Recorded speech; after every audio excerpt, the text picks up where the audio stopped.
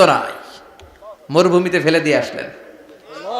তার মানে পরীক্ষা নাম্বার 2 তেও, কথা বলেন, 2 তেও। পরীক্ষা নাম্বার 3, আল্লাহ বললেন, ইব্রাহিম দেখি তোমার হৃদয়ে আমার জায়গা কতটুকু, যাও কলিজার টুকরা সন্তান ইসমাইলের গলার মধ্যে তলোয়ার লাগাও।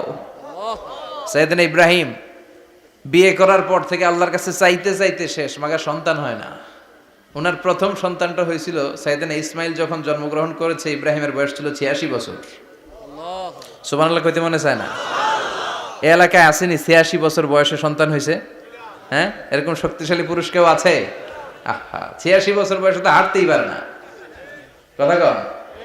সাইয়েদনা ইসমাইলকে যখন আল্লাহ তাআলা সাইয়েদনা ইব্রাহিমকে উপহার দিয়েছেন, তখন সাইয়েদনা ইব্রাহিমের বয়স, চিল্লায় বলেন কত? 86 বছর বয়সে যে কলিজার টুকরা সন্তানটাকে হাতে পেলেন, চাঁদের মতো সুন্দর ছেলে। আল্লাহ বললেন, দেখি আমার হৃদয়ে তোমার জায়গা কতটুকু, ইসমাইল রে জবাই করো। বলতে দেরি, ছুরি লাগাতে দেরি হয় না। তার মানে এই পরীক্ষায়ও